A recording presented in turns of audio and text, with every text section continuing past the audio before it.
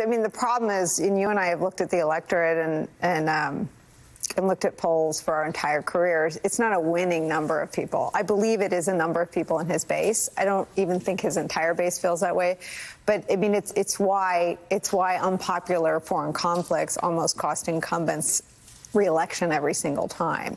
And there's no example where the American people in a plurality or a majority or a winning coalition ever want to be the butt of any joke on the world stage, ever. And it's why democracy was such a big driver, sort of unexpectedly, after the very public January 6th Select Committee hearings. I think the slow-moving scandal, in my view, is that Fox News isn't broadcasting those anymore. That was not aired in its entirety. I actually heard from someone who was watching Fox looking for it that it wasn't on, and they were wondering why. So I saw Von's package, we rolled the tape, and I wonder what you think is going on with Trump. Well, look, this is as good as Donald Trump gets. We need to keep that in mind. You know, if he was elected president, you'd look back at this and say, well, he's not as bad now as he was then. There's no improvement for Trump. And this is a very disturbed guy. I would say there's a lot of evidence, a lot of medical people have raised in that he's in some stage of dementia. But in a way, it doesn't matter, because this is just somebody you wouldn't want to sit next to on a plane, who has no coherent chain of thought. He has no theory of government. As you say, he has no reason that he's running other than Donald Trump, this bundle of grievances. And, you know, I think Biden is going to win this thing easily. I think come middle of October, people are going to look at this. And, you know, I've said this before. I think Trump is like a guy walking around with a paper bag full of water. And it's probably not going to leak that much, but when it goes, it's going to be hell to pay to get it back. And I think that's where he's headed. And Fox can try to not show this and hide it, but it's a long time to the election. And a lot of people are going to start paying attention that aren't paying attention now. And I think it's going to be impossible to hide the difference.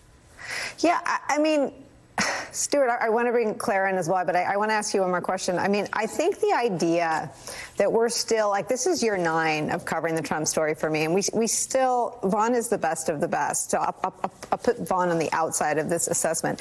We still haven't figured it out, right? I mean, why are we cutting out, you know, shitty when like he swears, he's crass, he's vulgar, and I take the point that his base loves it. That's fine.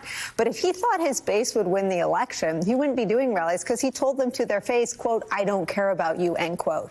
He's there to do events, to garner coverage, to put together a winning coalition like he did 2 times ago in 2016.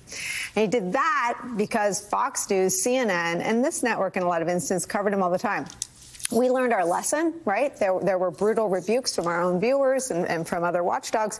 But Fox not covering Trump's first speech after being convicted is a big story. Why are we still sort of missing a beat in the Trump story?